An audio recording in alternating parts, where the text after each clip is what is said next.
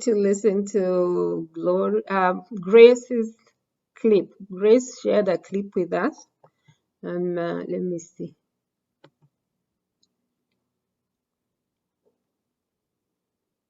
Yeah, let's listen to this because this is the main reason why we are having this meeting today. Just let me know if you can hear or see. Hey everyone, my name is Chris Naomi and I'm Can you so hear? happy that I've been selected to say something about mental health. And what I can start by saying is that mental health is not like a mental illness or something, because mental illness, it's like umerukwa na kichwa in Kiswahili. I think that's the thing, because mental illness is where you go to the hospital and the doctor is like, yeah, this is something that you're blah blah blah and stuff, and you're being taken to the ward so that you may be discovered and see what's the problem. But mental health is way too different from that. And mental health and awareness, it's something to do with emotional and psychological well-being of you and whatever you take in, positive or negative. I think that's what mental health is. And mental health is a choice, because even life is a choice. You can choose to make yourself happy, you can choose to do what you want to do with your life. And it's mental health, I can say it's mandatory. Oh my god, it's mandatory. And we have to be happy. Like, you have to choose happiness. You cannot say that this is something small will make you not, you will be sad forever. No, you have to, like, choose the positive side, and you'll say that each and everything about you will be just positive. These small things will not, it will not make you feel sad, or yeah. And it's also okay not to be okay, because we are all humans, and these things happens to each one of us. And sometimes you can find yourself that you're not in a mood of doing something, you don't have that you don't have that motive of doing something, and you just need to relax and just figure it out, what's happening. Now that you feel like you don't need to do something, now you start, like, some behaviors. Someone will be like, okay, what's wrong with you? No, you just try and be in a happy mood. Try to be in a place where you won't feel so occupied with negativity. And yeah. Okay, so I'm gonna stop it there. We will continue again because it's a bit long. However, basically, Grace has given us just a brief uh, introduction to what mental health is. That's why we are gathered here together. So, Mike, are you there? Hello, Mike? Yes, Yes. So, Mike, yes, just I'm here. briefly, I want you to introduce Mani so that she can. This is her day with us. We don't want to take so much time. So, just briefly highlight some things from her bio. Okay. I had shared with all of you, right? So, you guys already read Yes, through. So, just pick a few yes. highlights and then you can also share something about mental health from your perspective as you had wanted to in just 2 minutes, and then we let Manning take on from there. So Okay, good. thank you. And before that, I want to acknowledge Aaron. Aaron, thank you for joining us from Canada. Oh, no Thank problem, no problem. Sorry, thank you. sorry, I came a bit late. No I was problem. just doing some work Yeah. stuff, but yeah, I'm here now. Thank you. And thank you, Mm. Grace. I see you've also joined. And thank you, Ernest. Thank you so much. You are all welcome. And I see one more SA. I don't know who that is, but you are welcome. So, yes, Mike, tell us. share if Okay. possible. If you can see you on video, it would be great if it's possible. Okay, good. Okay, good evening, everyone. My name is Mike, and I'm here today to introduce our very great guest, Marilyn Thomas. So, just to give you just a piece of her bio. Okay, Marilyn was born in Liberia, raised in Kenya and South Africa due to Liberian civil war that lasted close to 14 years. Her parents later sent her to the US, where she was just about to graduate from high school. She attended an all-girls high school in Africa, wearing uniform and standing for teachers when they came in class as a sign of respect. And as you know, us Africans, we tend to respect and show gratitude to our teachers. But there in the Western countries and in the US, most of the students were pranking her, saying that they are not used to standing for teachers whenever they came in. So it was a bit of a challenge for her.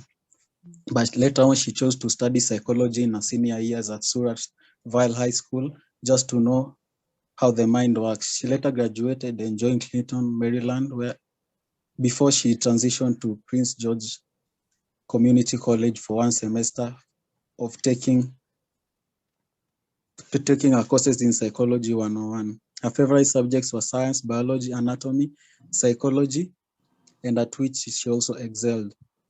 So we can see here that Marilyn Thomas is just one of the examples of Black excellence, because like from coming from a country ravaged by civil wars, she went to the US, she excelled there. She excelled in all her exams and in all her courses, and also studied psychology, becoming the best in it. So this is just a piece of the bio of our great guest, Marilyn Thomas. Mm. Yes, thank you so So much, Mike. So as you had said, you wanted me to share just a piece of how I feel about mental health. Yes. As you know, mental health is a very, very big issue. Also here in Africa, as I said earlier in our group chat, mental health is really not taken seriously in this part of the world, in our third world countries, which is Africa. Most of our countries don't take mental health as a serious issue. We try and shrug it off, take it as like you're not supposed to suffer from mental health. You're supposed to be strong enough. Like mental health only affects people from first world countries, which is not the case. And mental health really, really affects a lot of youth in this day and time, because as you see, a lot of youth are going through a lot of stuff, and most of youths in this time, they fear sharing. They fear sharing their lives. They fear sharing what they are going through, because they feel that they'll be mocked. They'll be, cast out by the society. Because, as I said, as third world countries, we feel like mental health is not really a serious issue, of which I feel that we should put more emphasis on mental health, because as time goes by, we see a lot of suicide going on, university students killing themselves because of mental health, couples, having domestic violence because of mental health. They cannot reach out to each other. So I feel like it's an issue that needs to be talked about more. Wow. Thank you. Thank you, Mike. That's very good.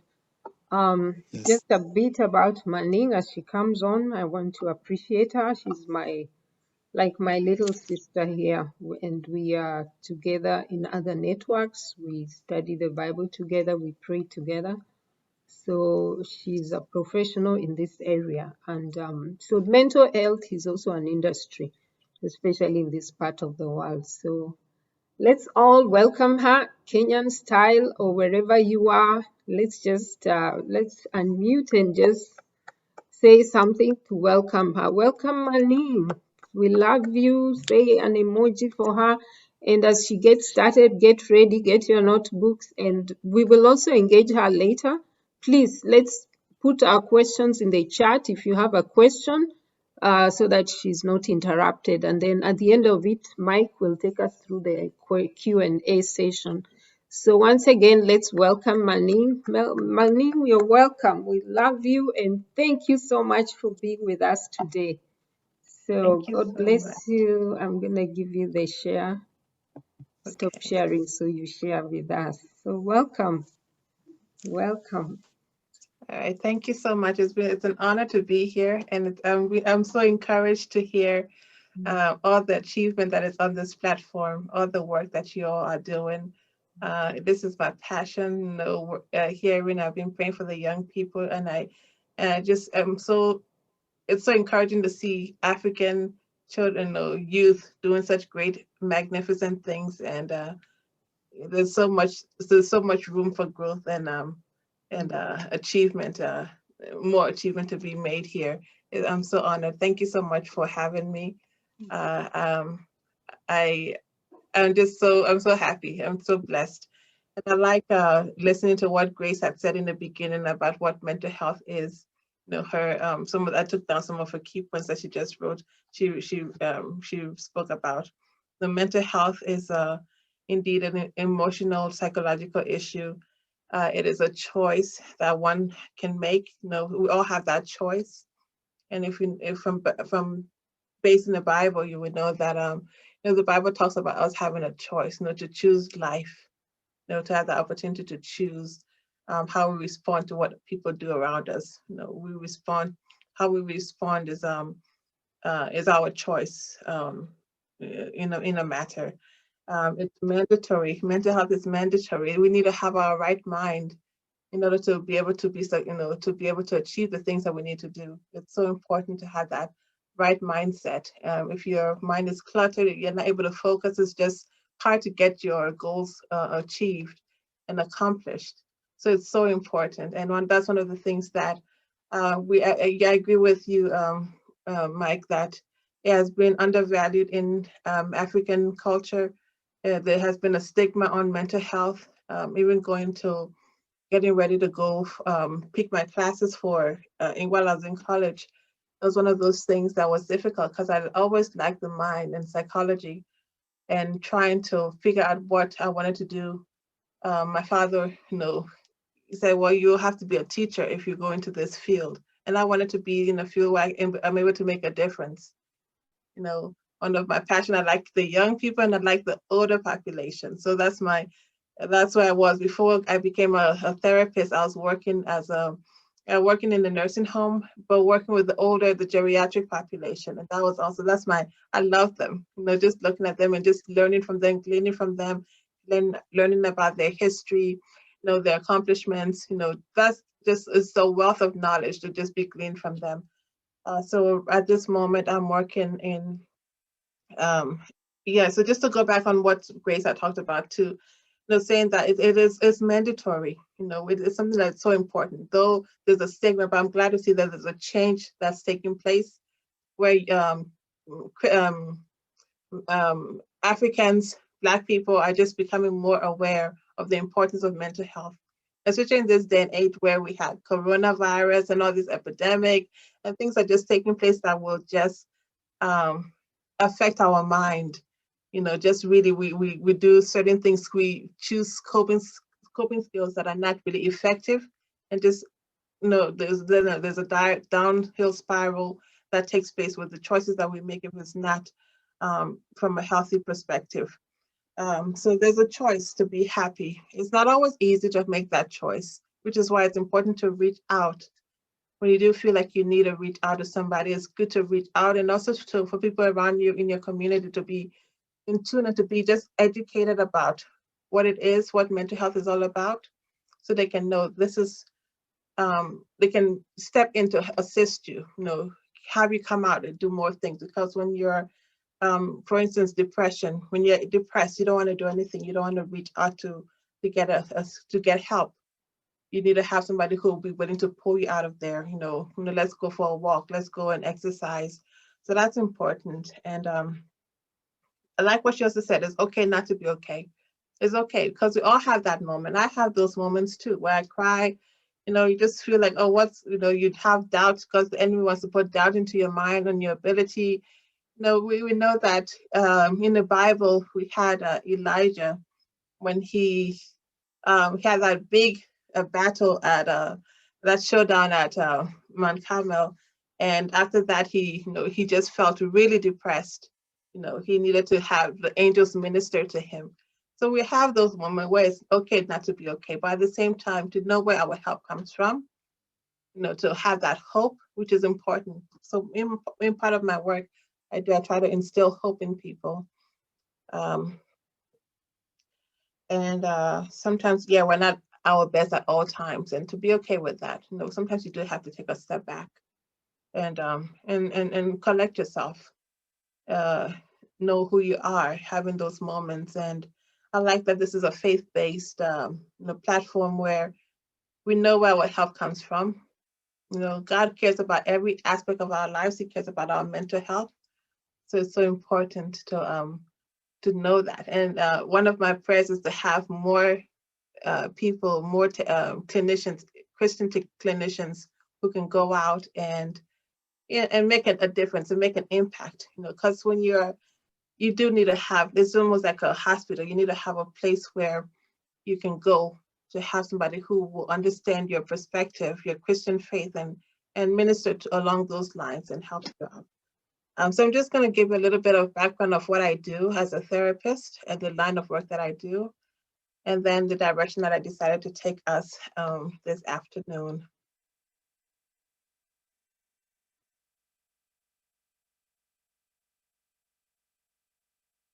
Okay.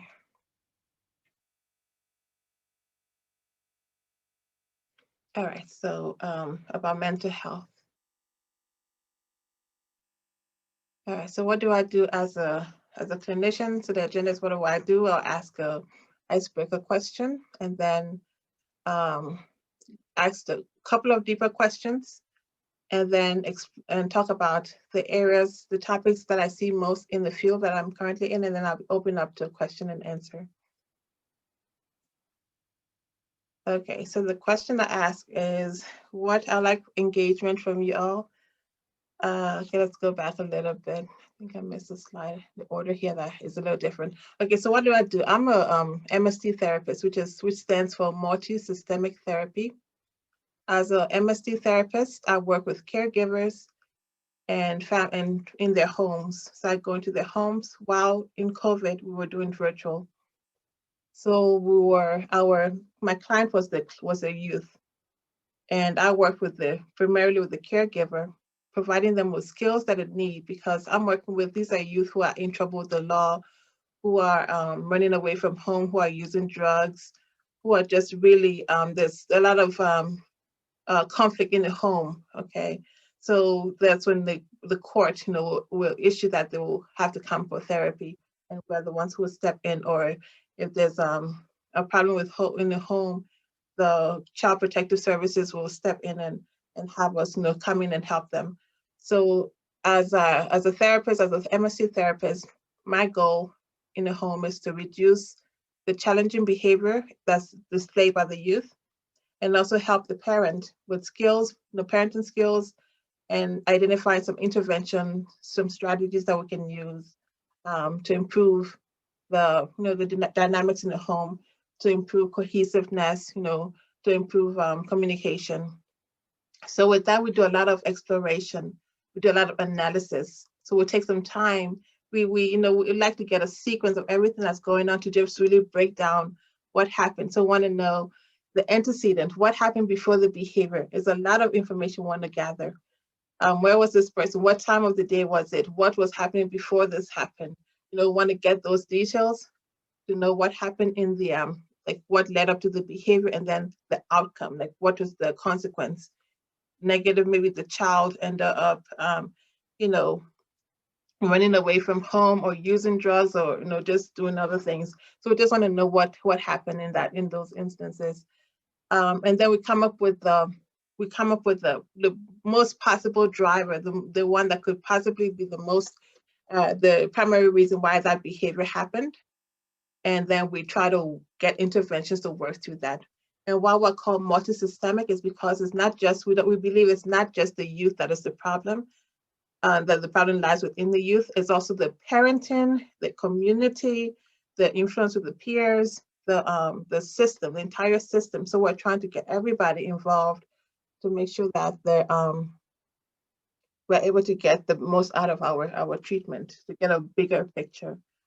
So that is helpful for the youth. And I've been doing that for almost 2 years now, working in this field of therapy. All right, so my question to you all is, what part of yourself do you take care of most? Physical, mental, emotional, spiritual, or financial, and then how? So just a little bit of interaction from you. What part of yourself do you take care of the most?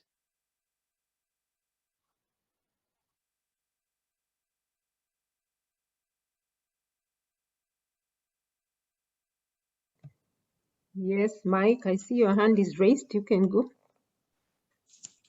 Okay, so for me, I can say that the most important part where I'd like to protect most or care for most is my mental health, my mental awareness, my the way I think, the way I strategize my moves, the way in short, my mind. My mind is the part where I like to protect most and care for most. Okay. And how do you do that? How would you say in a practical way you do that? Okay, I usually meditate in the morning and if possible also in the evening, because meditation really helps in a really big way, because it calms your nerve. If maybe you have been having maybe a bad day, you can come back to your house in the evening, just start meditating, as in it in some sort of ways like a gym for the mind and the brain, because it helps you cool down. It helps you I don't know how I can explain it. How can I put it? It exercises your mind and brain. Meditation, so for me, is the way to go. Meditation is the way I used to, Okay, cool great. my mind. Yeah. Wonderful. I like that. I like that. It's the gym for the brain, for the mind. That is so good. Yeah. It exercises your mind. That's true. That is so true. And I see somebody has posted they take care of themselves physically most. okay. Yeah. Okay. I cannot see that unless I Yeah, I'll stop read for sharing. you. I'll read for you. Okay. Yeah. So they take care of themselves physically. Who said that? That's Angelo. Okay, Angela, the footballer. Yes, the Oh food. wow. Okay, Angela. I'm so impressed. Good for you. I So like that. you take care of yourself physically. Can you unmute and talk about that a little bit more, like how you're doing that, and kind of already have an idea. Thank you, Mike, for sharing. I appreciate that. I see Aaron too. Aaron has raised his hand. Aaron, you can go. Okay, thank you. So for myself, I think mostly I take care of myself physically. But I like going for runs in the morning. I wake up as early as I can. Strict Stick to it as strictly as possible, and just go for runs to kind of get myself like situated for the day. It kind of helps me before I actually start studying. I start doing anything, and also I try and take care of myself spiritually. I normally try and read the Bible every evening before I sleep. Before I eat anything, it's regular for me to just pray before the meal as well. So, but that mental aspect, I think that's where I'm lacking a bit. Okay. You know what you're already doing by exercising, that is also helping the mind without even you really doing it. You know, having a routine is very helpful. Having structure is helpful. So helping your mind without even really focusing on it. Because what to do with depression, is important to be active. So as you're being active, you're helping your mind. For instance, if you have I notice with me, if I'm in deep thought, if I'm worried about something, I will pace. I will walk around my floor here, and at the end of when I finish walking around, I've calmed down. I have a solution. I will understand. Okay, this is what I'm going to do. So you need to let out that energy. you give off that energy that you're feeling, so I'll walk around until I feel calm enough. Now I can settle. Yeah. Otherwise, that's very effective too, Mm. exercising. And you said spiritually as well, you're reading your word, you're praying before you eat. Very, very powerful. That's Yeah. yeah. Thank you for sharing. Awesome. Who else? Anybody else? I don't see any other. Did Angelo want to speak? Did he want to speak out? Angelo? Or you typed? Did he type it? Actually, I was telling him to type because he said he has sound problems, so Okay. he hasn't typed it. Okay.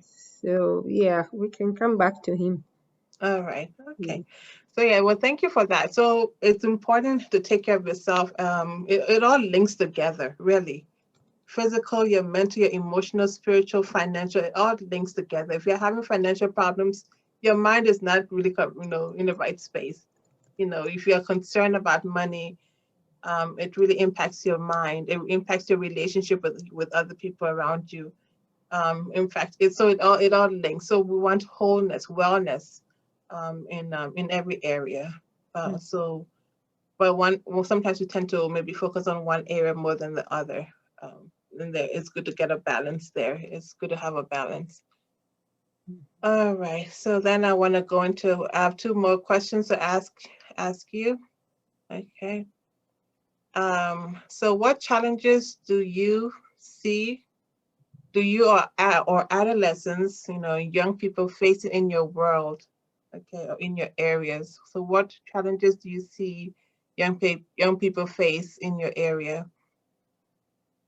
I told you about, the population that I'm working with. I work with the antisocial. They call it antisocial youth. Who are dealing with a lot of issues, with substance use and other things. So what are you seeing in your world that is a challenge?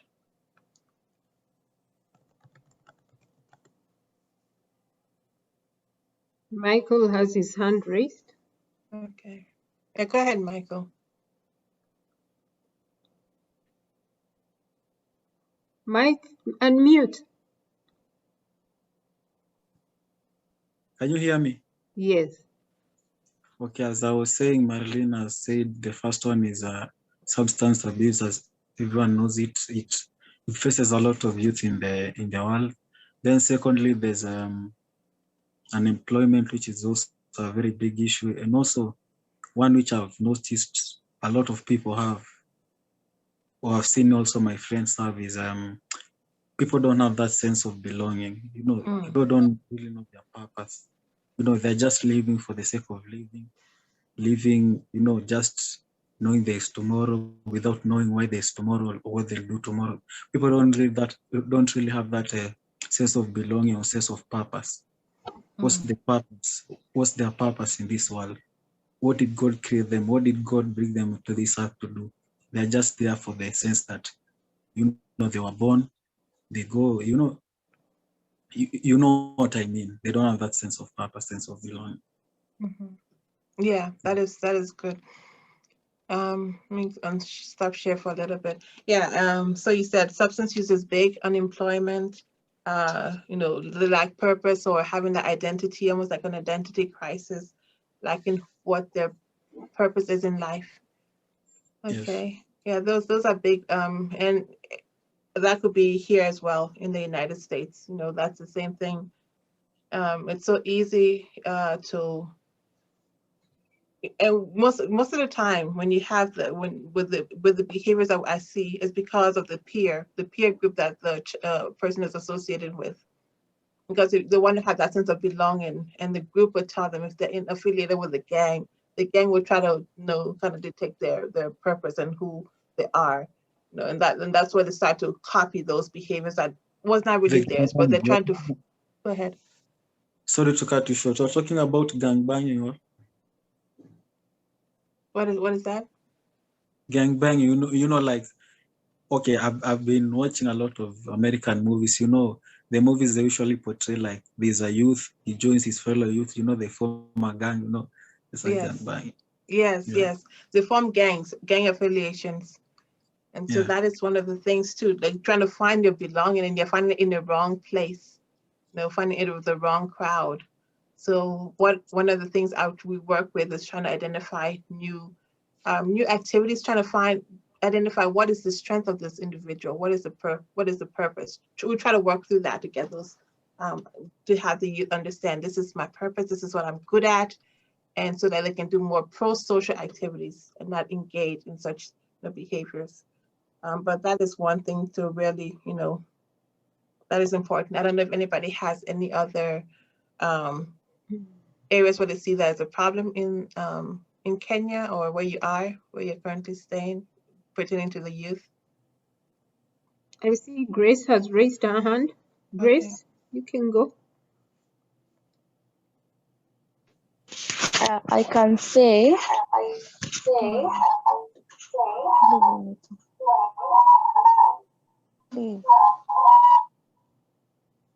I can say the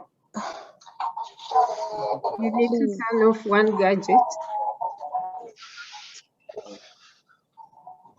sorry for the noise. It's okay.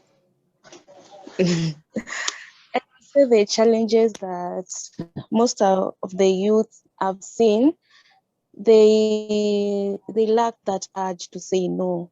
The drugs, substances, having early sex, going for so many parties that are not even.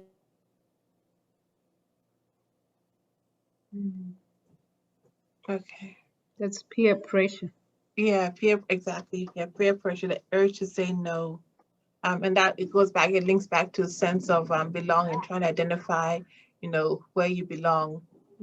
Sometimes if your home is not conducive, if you don't have that warmth in the house, there's always fighting, contention in the home, you are driven out into the world and trying to connect with other people to get that sense of belonging. And you pick up those habits, they say, show me who your friends are and I'll show you where your future. They pick up those habits, and it's hard to break free out of that. You once you start formulating those habits, those patterns, it takes some time to break that away. So sometimes the body is the mind is willing, but the body is not letting you. Like that willpower is hard, it's difficult. But it's something that over time you get some help, and you kind of persevere, you go over that, and you're able to help and mentor somebody else. All right, and then I will just go back to sharing my screen. The next question is, I think Marion had something also. Okay. Marion, you had raised your hand. You want to add something on that? Okay, you can move on. I think she withdrew. Okay. All right, so the next question is, what strengths do you see in yourself and in your peers? So what strengths do you see in yourself and in your peers?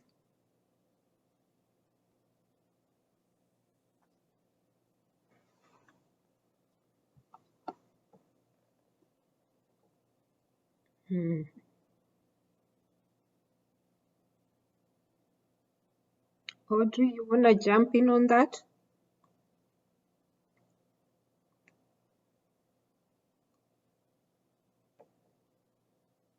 I think I saw so many strengths here just before. I was just so happy. I couldn't stop smiling. In fact, I'm just so excited. So excited for this group. I mean, it's even the fact that we have this community. Yeah. That's really powerful, to be influenced, So this is the positive influence that you are looking for. And then you're trying to achieve, both of all of you are coming together and helping for a greater purpose. And you're not just doing it for yourself, but then you're looking outwardly, trying to help your community. I know there's so many achievements here. So that is just, I see such great strength, wisdom, a passion, desire. Those are the things that we want to have and to harness on. Yeah, so that is just that's great to see this in this group. All right, so one of the next area I would like us to talk about. Let me share this.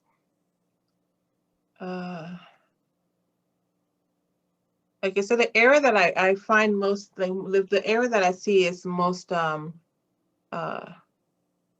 conflictual in the work that I do. The problem, the source of the problem is the communication. You know, the lack of proper communication between the parents and their children, or be able to express that in a way that is, you know, that's helpful. You know, and so most of when I started work, there's my first case was a client who, you know, he had a lot of problems. His mother's afraid of him.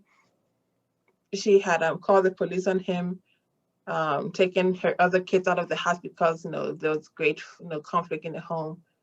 But then I met the youth, and I'm meeting the youth. He was 17 years old. I see that, you know, he is just a miscommunication. You know, he's not getting his point. He's not being heard. You know, the communication that you know, his mother's telling him one thing, but her behavior, what she's relaying to him, is another message. And just trying to get them to come together and agree was my focus, was my main focus when I realized. So just building that relationship with the youth, and also trying to connect with with having the mom recognize his communication style could be improved, and with that improvement, you'll see some difference in the way the youth relates to her. So that's where I was headed with communication. The importance of having proper communication in the family. Okay. All right. So communication. Why do we communicate? To get information, to give information, to share personal thoughts and feelings. We communicate when we are learning new things, learning about something new, making plans with others, persuading people, getting to know other people, and when we're changing a bad situation or resolving a conflict, it's important to know how to go about doing that. So one of the things with communication, to be effective, there has to be a cycle. It has to be a cycle. There's a closed loop system. Okay, so this is the system. We have the components of communication. You have the sender, you have the message, you have the receiver, and you have feedback. Okay, so the sender has a message to relay. The sender has to decide how to relay that message and how to code that message. Okay, so the sender finds a way, okay, this is how I want to deliver this message, either through text or verbal, whatever, you know, how to relay that message. The receiver must then decode the message and make sure that they comprehend correctly. I don't know, am I still here? Can you hear me? Yeah, we hear you. Okay, my internet is showing is unstable. Okay, so the receiver must decode the message and make sure that they comprehend correctly, and then give feedback to the sender. So the feedback is very important. This is how the sender knows that they have understood. Okay, this is how the sender knows that they have been understood properly. If you send the sender, if you have the sender and you do not get the feedback, you know, it's good to ask for it. You know, did you understand what I said? You know, you ask for that, or what did you get from what I just said? In order for them to know, okay, this is my message, what I intended went through, and there was no confusion in the message. So the ultimate goal in communication is to have that closed loop system of communication. The cycle completes when the receiver, okay, communicates to the sender that I got your message, okay. So just delivering information is not communicating. Just because you say something doesn't mean that it's been heard. And most of the time, to get that correction, that feedback is so important. It clarifies so much. It reduces conflict. So within the family, in the family unit, between parent and child, having that feedback, I know it may be difficult in cultures, you know, because sometimes your parent may not want to have time to negotiate with you or to talk with you. That could be one of the things that you know, cultural differences. But it's important to have that way of respectfully communicating a point. And so we try to work through that form of communication. Okay, so this is just a self-assessment to take this time to look through and see how do you, like, do I encourage people to communicate and interact with me? Do I give people time to respond to my questions? Do I take the time to ask for clarification if I did not understand what someone said? Do I slow down to listen carefully when someone wants to say or explain something? Do I anticipate what someone needs before having asked for it? So I'm just going to pause here and just to get feedback from you all, just to hear whether you got my message, to hear from you what are your thoughts of what I just shared about communication, and if you see the link between communication, healthy communication, and mental health.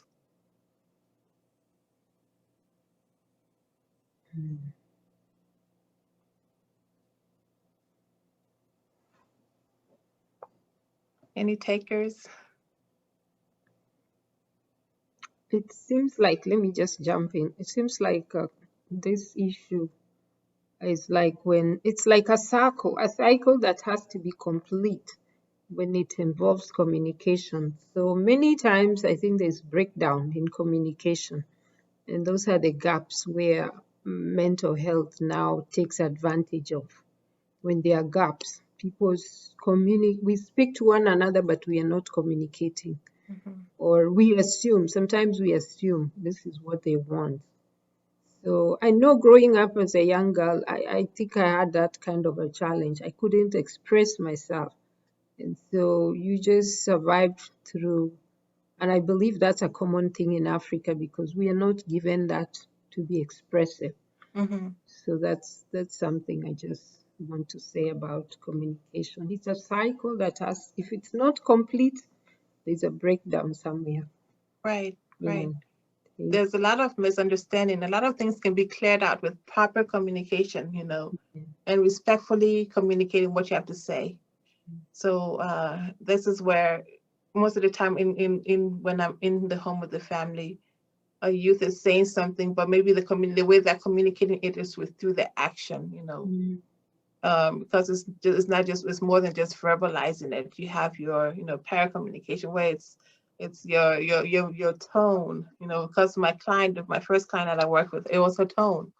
She'll say something that she'll back, she cancel what she says with how she says it, or with her actions. So then it's like the message is not really being received because she's saying one thing, it's like I'm loving on my child and I'm doing this for him, I'm doing that, but he's not receiving it as that. So I will talk to the mom and say, okay, she tells me this is what he's saying, and then I talk to the son, and it's not the same. It's like, is this the same conversation you all had? Really, is it the same day? But it's important to have communication because it really takes care of a lot of things. So if anybody else had something to add to that, otherwise I would just share. Yeah, seems like. Thanks, Festus. I see you've joined. Welcome. Okay, so fearing to express yourself through communication. Okay. All right. And then I'm going to share my screen again. I have okay, this is forms of communication. You have passive, you have assertive, and then you have aggressive. Okay. All right. So the passive communication, just see if you can identify yourself in here. Where do you fall? Okay. So I'm going to just go across like that. So with passive communication, okay, you're not talking. Assertive, you're talking and listening. Aggressive, you're talking over others. Okay. And then with passive, you're avoiding conflict, trying to keep the peace. So I tend to see that some parents do that. They're trying to keep the peace in the home. So they don't talk, they don't correct their child. The child is doing something, going out and engaging in activity that is not good, but they're trying to avoid it. They're being passive. Assertive, you're being honest and fair. So you're still creating those boundaries and being fair about it. And then aggressive, you're looking out for yourself. Then you have allowing yourself to be bullied, the passive, or then you stand up for yourself as that's when you're assertive. And then aggressive is bullying others. Then passive is not saying what you think or feel. Assertive is you're expressing yourself clearly. Aggressive, you're shouting with aggression. Okay. Passive, you're avoiding eye contact. Assertive, you're warm, welcoming, and friendly eye contact. So that could be also cultural here, because Americans, they want you to look into the eye of somebody, otherwise you're not honest. They think you're dishonest. If you're looking all over the place but the eye, it looks like you have something to hide. In other countries, it's manners. So keeping that cultural consideration in mind when I also work with clients. Okay, and then aggressive is your emotionless, staring or expressionless. No, you could say expressionless is how is that aggressive? That means you're not giving feedback. You know, you're not giving feedback. Somebody wants to hear what you have to say, or well, having no expression in your face. That's a form of aggression. Just having lacking that emotion. Then I don't know. I can read all of those. Okay, so passive is tending to speak softly and apologetically. Assertive, you're speaking with confidence. Aggressive, you're speaking harshly and hurtfully. Passive, you're giving in, okay? Making compromise for assertive, and then taking from others, aggressive. All right, then you have the damaging your self-image, okay? You have low self-esteem. With assertive, you build up your self-esteem, you know. This is the person who's assertive is really balanced, you know. Aggressive, you damage others' self-esteem to build your own self-esteem up, you know. With passive, people respect you less. You know, because you don't have a voice, you don't speak out. So that's the thing. Trying to get that. It's good to get a balance in this. It's one of those things where you're working towards. You know, you can identify yourself in some of these columns here, and just to find that balance, to know what you can work towards, some of the things that you can work towards.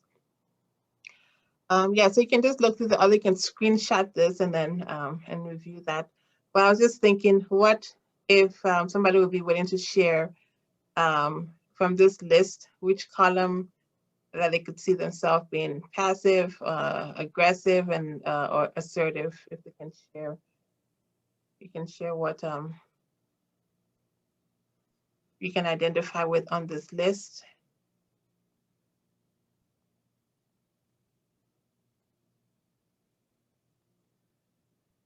I think we all fall somewhere in both, in all. Mm-hmm. I can see myself in some, yeah, sometimes you don't want to talk, right? Sometimes you feel intimidated, you don't want to talk, and that's okay. You know, that's what it is. I like what going back to what Grace said. It's okay not to be okay. Yeah. So sometimes you just don't want to talk, and that's fine. You know, I tend to be quiet. You know, I'm a quiet person. In fact, when I was going into psychology, I'm thinking, I'm a quiet person. I don't want to talk too much, but at the same time, when you do something you like, you have all the you're very you're very vocal. You're very talkative. The voice comes. Yeah, the voice comes. Yeah. But to just also extend grace to yourself, right? To show grace to yourself. And to just continue to coach yourself, okay? I like this one down here. I can't control others, but I can control myself. Right. So this is one of those ones I want to kind of help my clients see that I cannot control other people, what they say, but I can control myself, and even the parent. You know, you can control your response. The way you respond to your child can break a cycle. So you don't have to keep going back to the power struggle, back and forth with your child, with your youth. You stop talking about, you just break it, and then you see some changes that will take place. All right, so that is a good list to look at. All right, so and the last thing here.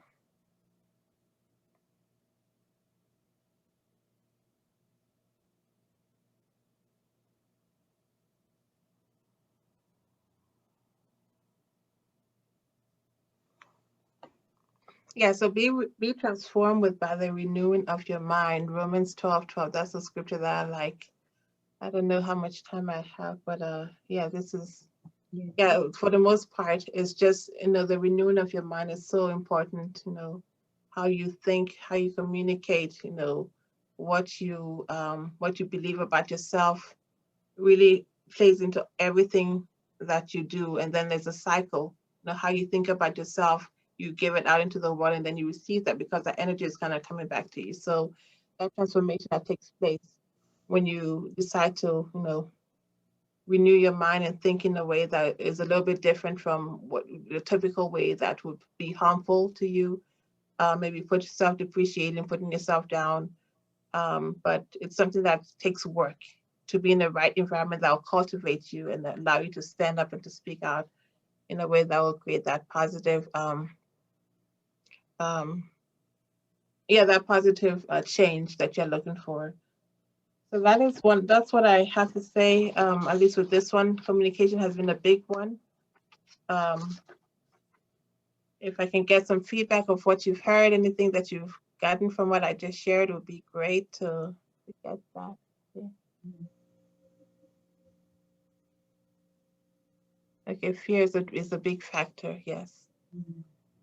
And then I think I'm 1 and 2. Okay, Rosen says she's 1 and 2. So column 1 and 2, passive and assertive, is that what you're saying, Rosalind? This must be Angelo. He doesn't have sound, but yeah. Okay, so Angelo, okay. All right, so then some of the things that I have for communication roadblocks, some of the things that get in the way of properly communicating your feelings, is when your emotion is so high, it's strong emotions. It's almost like background noise, and your message is not being received. So yes, because the other person who's receiving that it's just noise.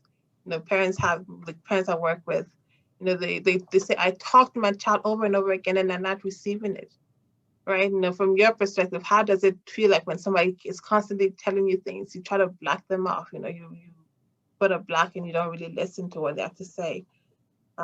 It affects your tone of voice, it affects the word that you choose. And you say whatever you say, you may say it in an angry way that you cannot really take back.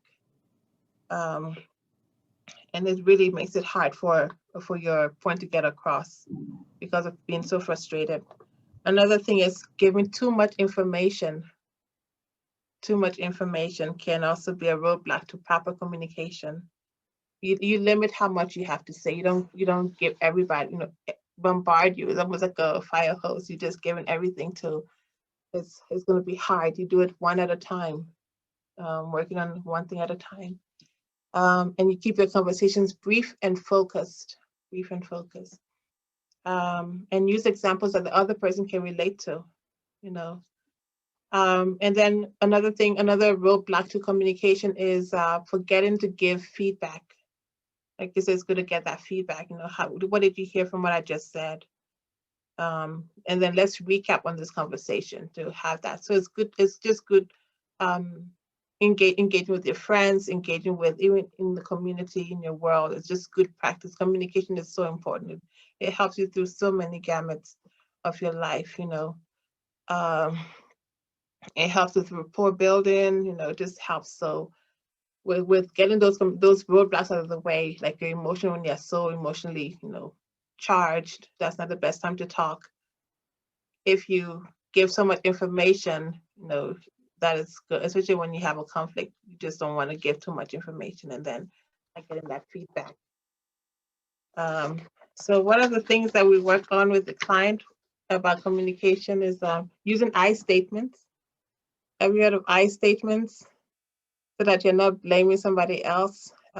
In terms when this is communication rules when you have for conflict resolution.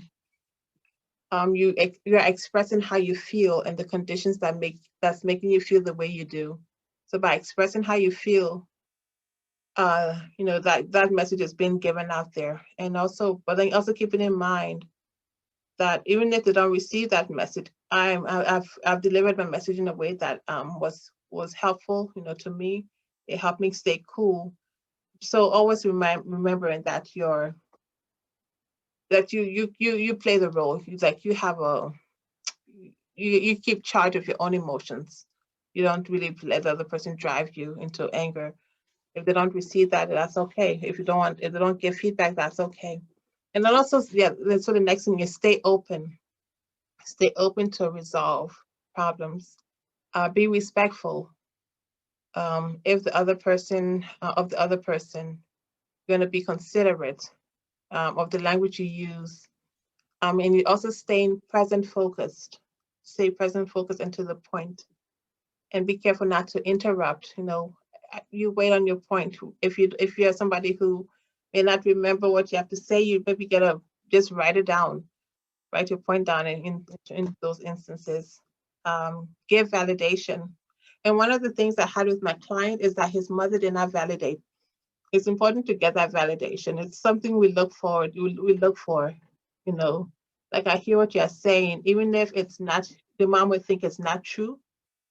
You just validate that. I'm hearing what you're saying. It may not necessarily be true. That's what I kept saying. It may not be true, but just I'm hearing what you're saying. You're not saying, okay, I agree with you completely, but I'm just hearing what you're saying. This is what you're saying to me. And then maybe the mom, this is an opportunity to bring that correction. This is what I intend. This is how I'm seeing it, to get that across. And then also be patient, right? Be patient with yourself, be patient with others, needing to slow down and listen, and calm your emotion, consider all points of view, and think through the possible solutions. It is important to wait until things have settled down before trying to speak to someone also. So one of the strategies we use is called the exit and wait plan. Is because there were crisis, when it's almost like a bell curve, before it gets to the top here where things have just spilled over. There's no point of even saying anything. You just, at that point, before it gets to that point where it's so high up, emotions are high, you recognize those triggers in you, right? So one of the things that I noticed that we don't tend to identify our feelings. It's hard to identify those feelings and emotions. To identify that this is how I feel.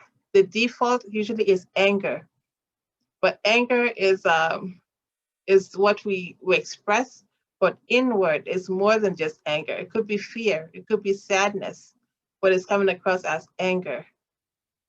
So with identifying that, what emotion, how am I feeling, and how do I know when I'm getting to the point where I need to maybe step away from that stimulus, that trigger.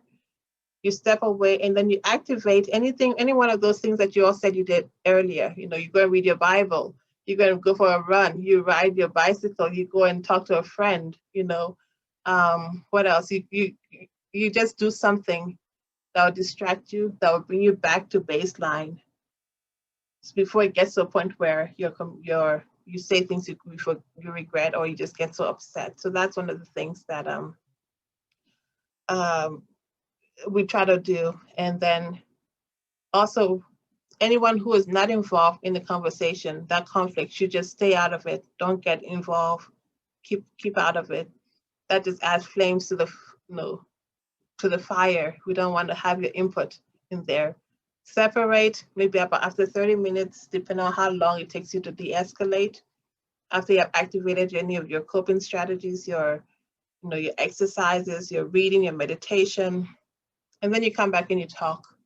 And you're talking about, how that made you feel, trying to identify whether miscommunication happened in the relationship or in the conversation, using the I statements. It takes some practice, because sometimes you use the I statement and in a vindictive way. It's like a backhanded, it's not, the people have a creative way of creating these I statements. I think, it takes some practice with these statements.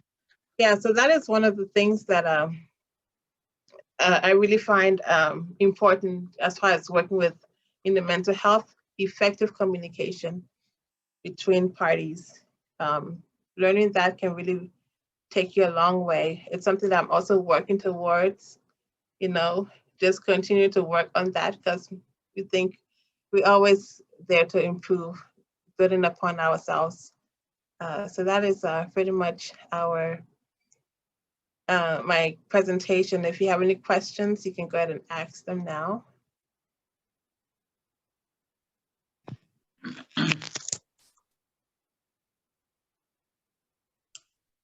Can I ask the first question? Yes. Because I've never really known what stage is it that when somebody has like an really immense mental health that he or she goes mad. What stage that the person really goes mad? Yes. What stage does it reach that the mental health is so immense?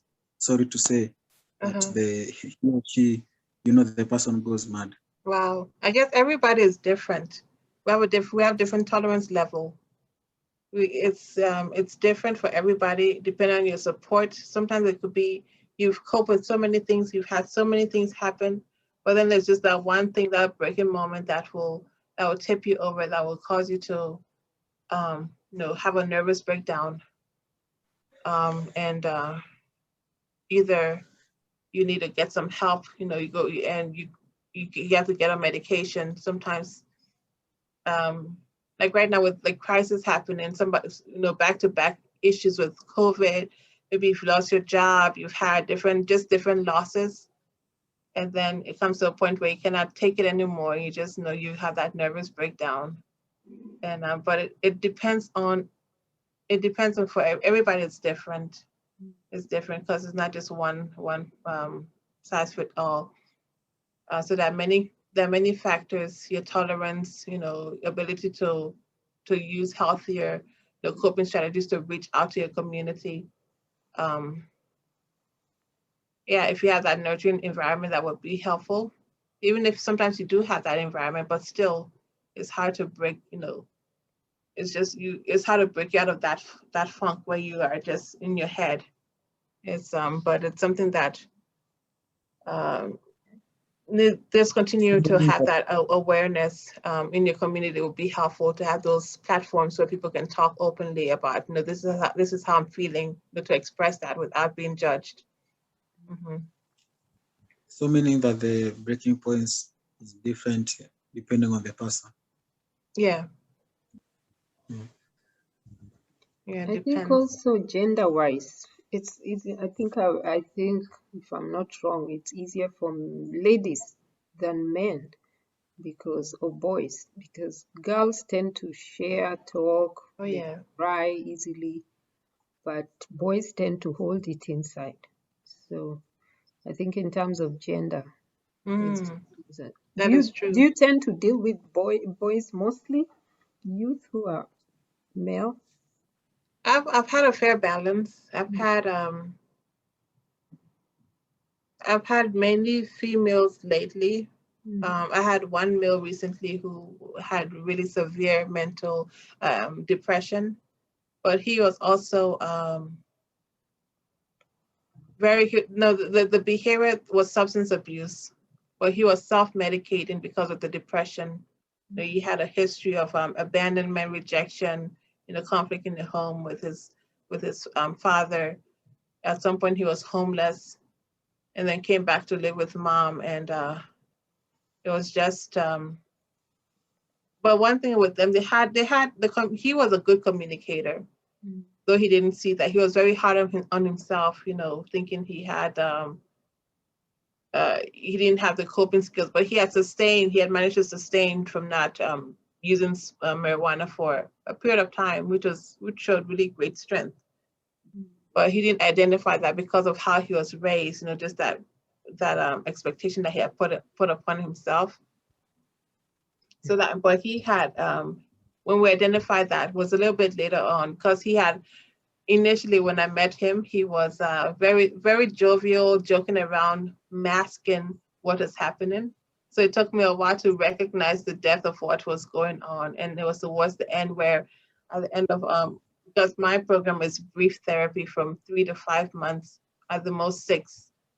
And so I just working towards behavior modification and just giving skills, training skills and coaching as much as we can. So by the time that had happened, I I got to see, okay, he's severely depressed. It was almost towards the end of our program. But then I saw some glimmer of hope there in what we talked about, because his relationship, communication with his mom was good. What I liked about their family, they'll escalate, things will escalate. His mom would say, I'm going to kick him out of the house. So he stepped out of the house. He came back and they had a conversation. They talked. And the problem solved. Okay, this is the going forward, this is what expected of you. So mom is stating her expectation and being clear about what to expect. Because one thing about communication also is assumptions, right? That was one of the big ones that was a problem in this relationship. The assumption, the son assumed that mom knew that he had gone back and smoked one more time. And mom hadn't been aware that he did smoke. So I'm coming in thinking that, okay, mom, because the son said, okay, I was smelling with marijuana. So I'm thinking, okay, if he's reeking with marijuana, mom knew as well. So I said, okay, well, you've done well for the past 3 months, no cigarettes, no marijuana, except for that moment. So mom heard that. Things blew up and I had to de-escalate them for 3 hours, spending time to help mom was so upset. I had to, at one point, call the police. I'm on this end.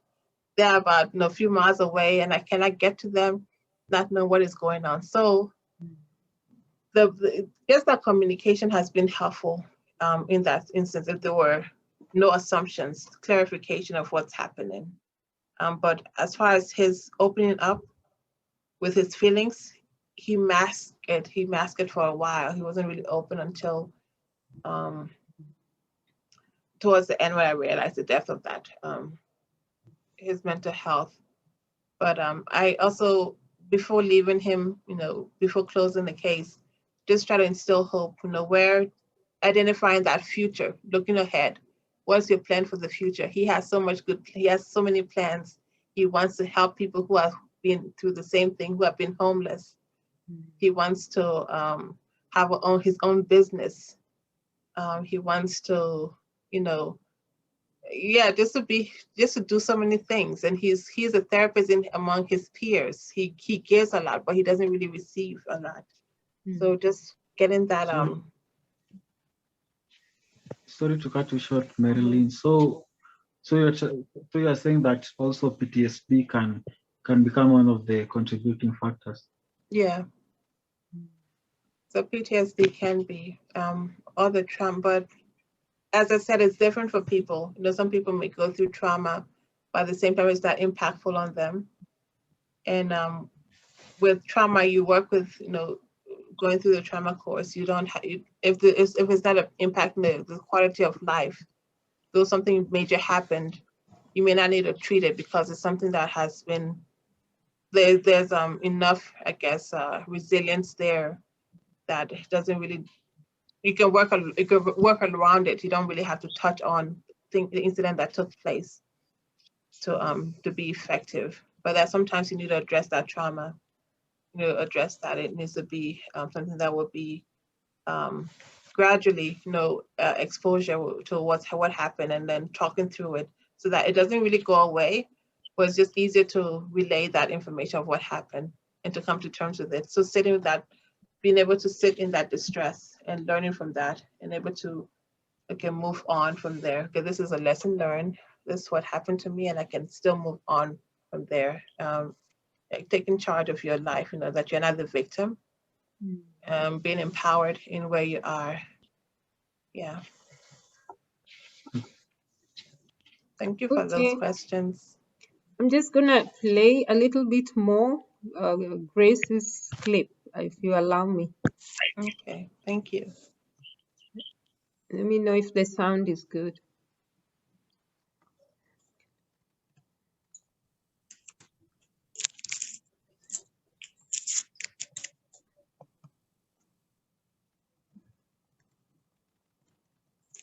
Is it on?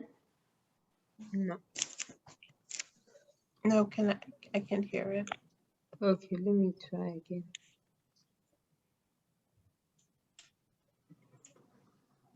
I don't know why it's not playing.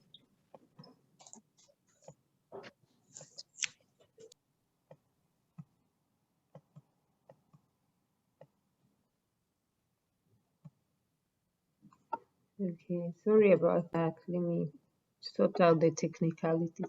But yeah, we can continue. I see another chat there. It's a question. Is Okay. passive communication good for teenagers? Okay. So you want to be assertive. That the goal is to be assertive, to be in the middle. I'm gonna put that up again. Yeah. Yeah. So to be assertive, you're talking and you're listening. Like you said, it's a give and take. You're being honest and fair. You're standing up for yourself. You're expressing yourself clearly, recognizing that your needs matter. Warm, welcoming, friendly, eye contact. It all depends with the culture with that one. Speaking with confidence, making compromises, building your self-esteem. People know where they stand. You have enhanced relationships. Um, we're equality entitled to express ourselves and to respect each other. So there's like a give and take. Confident about who you are. You can control yourself, but you can't control others, right? Mhm. And then respect the rights of others, and nobody owes me anything. So nobody owes me anything. With passive, that means you're not really expressing yourself. So like you're guarded. You're not really opened up. So you have maybe something to say, you cannot say it, or you feel like you're inhibited. But we don't all fall here just down this line. We have a little bit of everything. Sometimes we may be aggressive, sometimes we may be passive. So it all depends. But for the most part, is to be balanced would be great, to be in here in the assertive field. So knowing yourself, just look to see where you identify and then work towards ways that you can see where you can come to that middle ground. And it takes time. It takes time. This is like a lifelong thing. Doesn't happen overnight. But yeah. Sometimes you're aggressive from a place of hurt. Somebody has hurt you. And so you've had to defend yourself for so many years or for a while. And so this is the persona that you take on because of that, trying to protect yourself, have that hard exterior. Other times you've been hurt at the same time, but your response is now passive, you know. So yeah. Sometimes people are in denial when they have mental issues. They're in denial. So if you're a friend to somebody like that and they just don't want to communicate, how do you go about it? How do you go? Yeah. If you have a friend who's passive, who doesn't want to Yeah. express themselves, Mm. I mean, it's good to meet them where they are. Meet them where they are, and I say, and try to draw them out of that. Try to, um, with us, we try to identify what are your strengths and your weaknesses. So like what I asked in the beginning, those are some of the assessments. Well, from me, from my perspective as a therapist, identifying the strengths and the weaknesses, drawing that out, because people like to talk about themselves. If you ask them questions, they'll talk about themselves, their interest. Sometimes it may be harder for some, but then it takes some time. Just having a safe environment, a non-judgment environment would be helpful. Mm. Where the person is able to say, okay, this person loves, cares about what I have to say, and actually listen, because sometimes people may have been overlooked, they have been ignored when they say something. Nobody listens to them. But if you have somebody who listens to them, if you listen to the person and open up give them more confidence to say like what they have to say matters. That makes a difference. And that builds up and gradually, you have that takes effect in other areas too. I'm gonna try this one more time. Just a scholarship, like, and you've qualified, you find that, because I have friends, Can you hear? Yes. they've gotten scholarship through social media, and now they're way too far.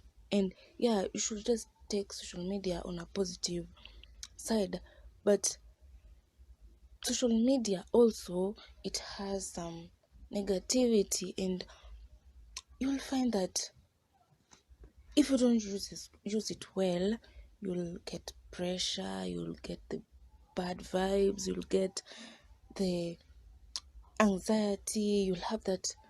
If you're fond of social media, you find yourself that you have that fear of missing out, like, oh, okay, I'm following this celeb, or I'm following this chile or this guy, and you're like, okay, I will not see what they have posted, I will not see.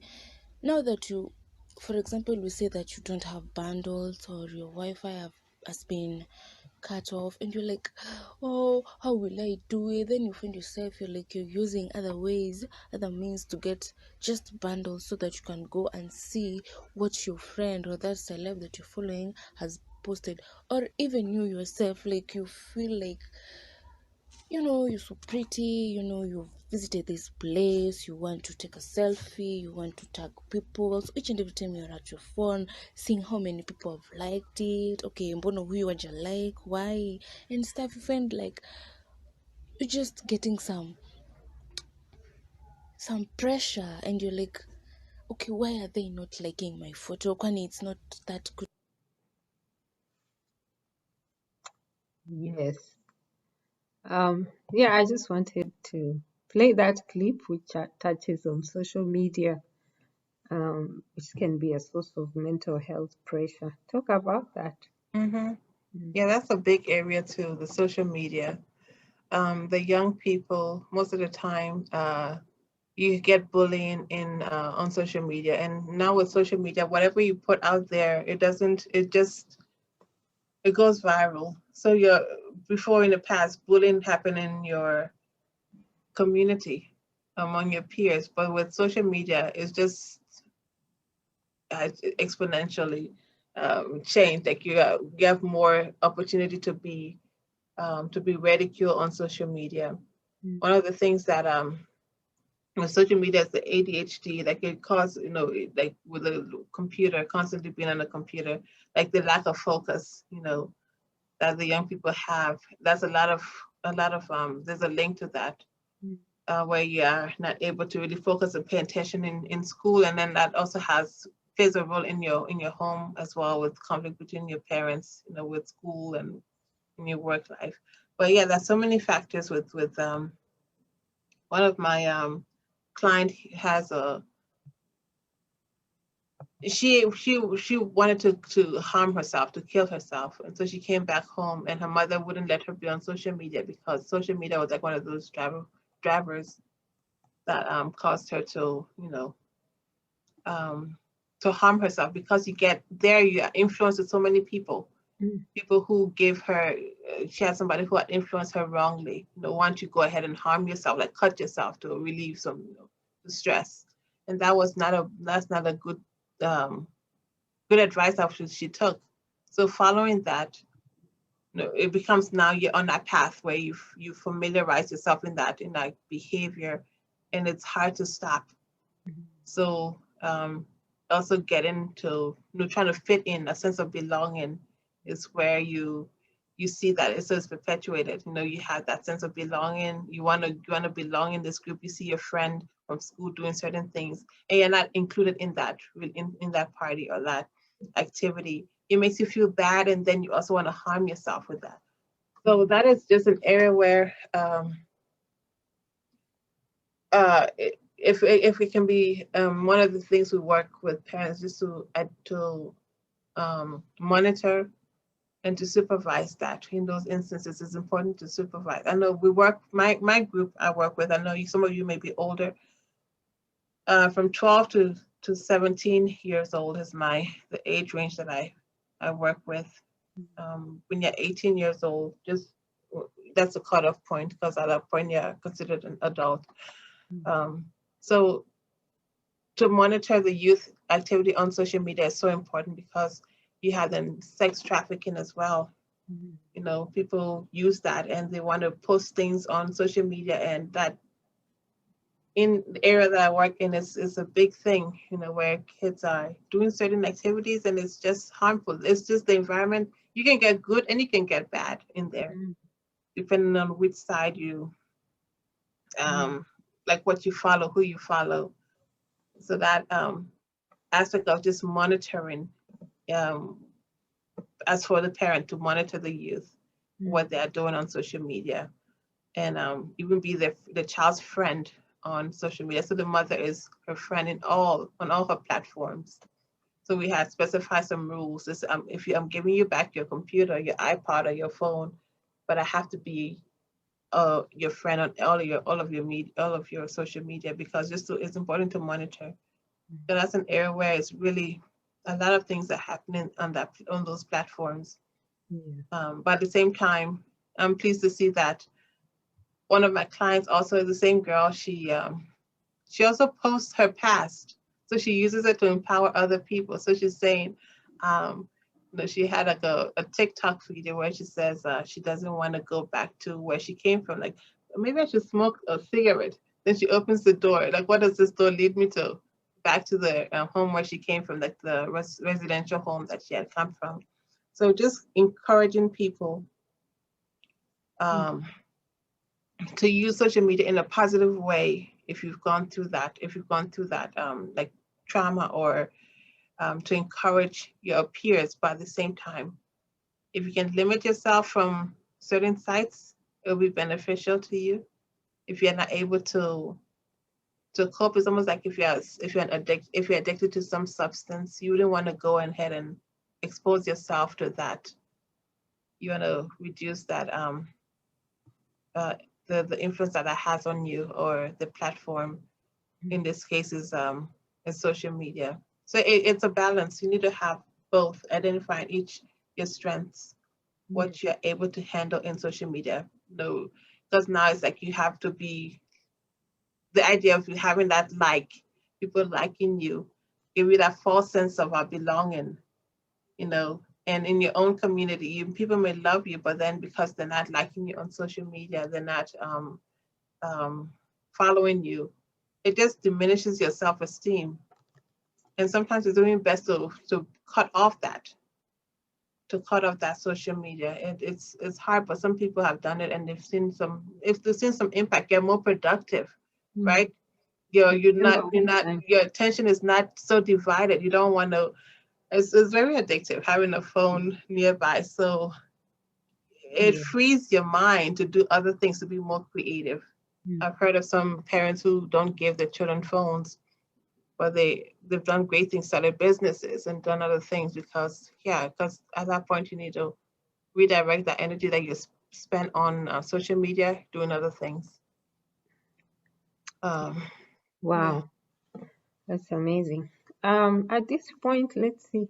I just want to challenge some, because most of us here are from Kenya, and I know some of our youth are in the diaspora. Most of them couldn't join us, but at least we had Aaron. He has had to go to work, and Audrey is here. Audrey, could you please share with us something about how you're coping with mental health in Europe? We would love to hear your perspective. Maybe based on Hi. So mental health here. I find like my mental health has actually been questioned a lot, but with help from home as well, it's gotten better, I guess. Yes. Of course, I'm far away from home, so I miss home, But I talk to my parents every day. I talk to my siblings, so that helps a lot. Going for walks as well, like meeting friends, and like going to the gym also helps. Yeah, so I'm coping really well compared to what I thought. Like, I thought it would be worse. Yeah. I'm so glad to hear. Yeah, thank you. Yeah, just staying connected is very important. Yeah. I always say our immunities are in our communities. The right environment is really important. That connection with your family. Yeah. So Sylvia, I see you've made a comment in the chat. Would you like to say it, or you want me to read it? You can help read it. Okay, so Sylvia says, do you think the online platforms that help offer solutions to mental health issues are doing a great job as opposed to face-to-face interactions? I think, okay. Yeah, so nowadays with COVID, we've had to find another media, and I think it's been helpful to just reach more people. Yeah. But it's so important to still have that face-to-face contact interaction. I miss it as a therapist because it's difficult because with on the platform you miss so many things. You miss like if somebody is anxious, like tapping their feet or fidgeting, you miss that. Those cues that I like to read when I'm in person to identify like a change in the mood. You're not able to identify those very clearly. But it has been helpful. It has its good I mean, because it's accessible, it's helpful, but at the same time, that face-to-face is very important. It builds that more rapport. I tend to get more work done in person. Yeah. Than on the platform because for me I have my first Spanish client, and because of the culture and also like it was just so hard to connect with this mom to recognize that I'm not here to tell you what to do, how to raise your daughter. I'm here as an ally. I want to be here. This is an alliance. We're supposed to work together. We're brainstorming ideas. So now I'm going to the home and just it shows like being human, just being real with them, having time to, we still need a translator, but at the same time, there's been a barrier that has been lifted a little bit. That the mom is now, she's getting to know what my angle is, how I'm approaching this, the treatment, how we are working together to help her daughter. And now we're seeing some progress. Okay, so the youth was, she's 16, pregnant, and she's behind in school, 3 years behind. And so just my whole goal was to get her to go back to school, to go to school regularly, because the court, if she's not in school, that's against the law. And we don't pay for school fees for high school here. So you need to go to school. There's nothing really holding her back. So identifying what are those things that is holding her back. So going in person, I got a chance to see, like, okay, her daughter was giving us excuses. She either fall asleep and wake up late. She said she has to watch her son. I asked the mom, is childcare a barrier that your daughter is not going to school? She says, no, somebody's going to be here to watch the child. So that's not a problem. But then another thing is her eye. She says her eye the daughter complains of eye issues. So I'm trying to figure out, is she making this stuff up? Is it an excuse for her not to go to school? Going there in person, I get to see her face. It's puffy. She does have an issue. She has a legitimate concern. And I gave more empathy, like more sympathy towards her. Yeah, I understand that there's a problem, and now she's going to school. At least this first week she's been in school, but because she's been validated, we've heard her that she's not making it up. Her eyes is indeed hurting her. She is even more than that, thyroid issues, which has many, and it makes her feel lethargic, tired. So working along that, I had to go, with going to the home and to help. So I think it's important to have that connection, because that local connection. Yeah. If you're not able to access it, then online is good, because we've been doing online for a year now. It's been effective. We still made progress, but it's important to have that. And I see many people posting things about different forms of, different ideas, just little short encouragements, to just help to boost your to let you know that you're not alone, that you have other people who are going through this, and this is how they're coping with it. So on Instagram, there are platforms that help. Those communities that even help therapists, because therapists, we do have burnout.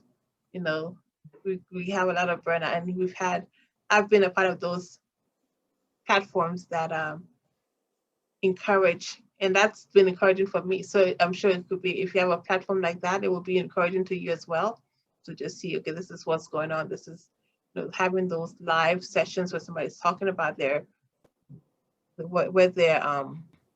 growth, their way of handling things, and you can learn from there. But there could be more. Yeah, online there's so many strategies you can find, quotes, scriptures. I mean, people have come up with so much online that we can use. So I don't know if anybody has a question. I think because of time, our Kenyan families should be getting almost to close to maybe midnight. I don't want to keep you so long. But at this point, if anybody doesn't have a question, I believe we've all learned something. If you have gotten anything, let's just thank Sister Marlene for sharing. Let's give her a love and clap or whatever. And I think this conversation is something that can continue.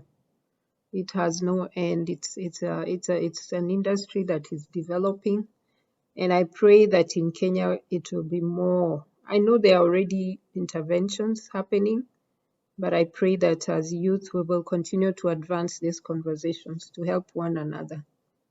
So I'm so thankful to all of you, and I don't know, any comments from anybody before we close up? Ernest, you want to say something?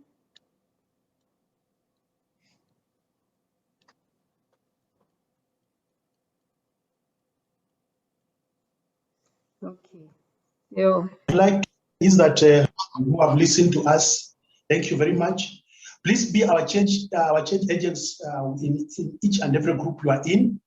Ma'am, when you go back to school, when you go to church, Simon, when you go to play football, and the rest of the teams, Michael, in whatever you are involved in, the youth you are interacting with, please would like to see that what you've learned here being you share with your peers, you share with your colleagues at your level. Tell them that this is what is happening, this is what is not happening.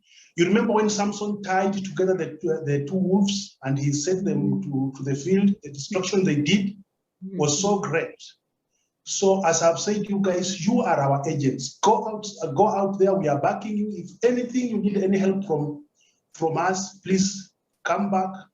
But we are proud of you. We are together with you. I don't want to say we are behind you, but I want to say we are together with you and we are backing you up. Thank you. Okay. Thank you. Thank you, Ernest. Ernest is our chairman at ISDI. Rosalind, are you in the house?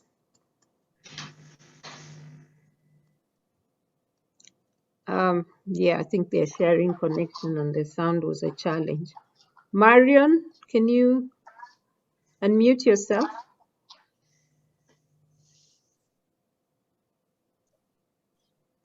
I hope you guys haven't slept on us. I know it's late, but Oh, okay, Rosalind is here. Rosalind, please close for us with a word of prayer. I know you need to go to sleep, and then when you pray, you're free to leave, but we're gonna play a poem by Festus, so Marlene can test some of our talents in the house. So you can pray for us, Rosalind, to close up. And once more, thank you so much. Thank you, everybody. Thank you, Audrey, for logging in from UK. Thank you, Aaron. You've dropped off, but I'll share with you this recording.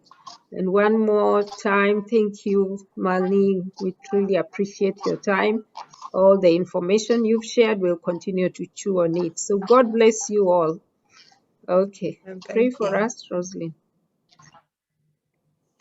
Okay, let's pray then. God and our Father, we want to thank you. We want to give you all the glory, the honor, and all the adoration. Thank you for this opportunity you have given unto us to learn from you, our God and our Father. We don't take it for granted. For the entrance of your word brings understanding to our lives, and we pray that whatever we have learned, we should use it well to ensure that our mental health is not at stake in the mighty name of Jesus Christ. We thank you for our guests. Thank you for using her to speak into our lives, to speak into our youth, and we pray that you alone will continue to use them for your own glory. As we sleep tonight, may your presence be with us. And even for our sisters who are in America, may you continue to watch over them. We thank you and we honor you. In Jesus' name we pray. Amen. Okay. Good night, everybody who is in Kenya. I'm going to share with us a poem. And you're welcome to leave at your leisure. And so here goes our poet, Festus.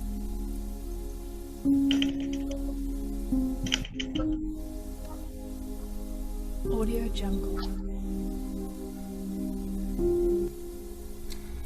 My name is Festus, so I face the stars. And I is me, ladies and gentlemen, and so is Ustav. Dark in skin, dark in past, but bright in future, bright in eyes, bright in insight, bright in wits. That's why I tell you proudly African. Take a listen. I'm proudly African, my heaven, my paradise. Africa, my pride that I can't trade for anything. I love the orange splash on the eastern horizon, a beauty so breathtaking. It's the sun rising in Africa. I can't wait for the night so serene, tranquility reigning, even with the cool breeze blended in the nocturnal noise. And peace as I watch the moon on the African sky. What comeliness so exquisite from the twinkling starlight of the African stars. Yes, I'm proudly African. I'm proudly African. Oh, the belle I am in my African skin. You dislike it, you say? The dark you? I'd love it more dark, imagine. Don't you love furniture so ebony? Don't you love soil so black that it's rich? So I tell you, that trample upon us, you've got hearts so dark with vices. Come on, don't play blind, friends. What you kill is a charming dark skin, but blood like your own. You nail on bones, white as yours, and numb flesh similar to yours. Yes, you kill us, but not that pride of being African. Never. I'm proudly African, proud of my civilization level that you term low. At least in this century, it allows me to love all with no boundaries. But you who boast of high civilization level, you are the racist in this era. We forget all that ill you did since time immemorial, and it's wonderful that you too forget. For you come feigning brotherhood and utmost love, what good do you follow? But we welcome you again and mean it. That's the beauty of an African soul. So I shine out proclaiming my pride for Africa. Say no to racism. Black Lives Matter. Together as one. Festus, the poet. Merci.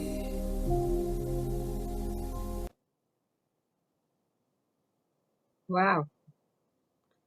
Thank you. That's our Festus. Beautiful. Okay, thank you. All right. So that was wonderful. We truly learned a lot. I'll share the recording. So God bless you all. Enjoy your night, those who are going to bed. And the rest of us, we still have a day to go. Okay. Bye. All right. Have a good one. Nice to meet you all. Thank you so much. Yeah. Love you, guys.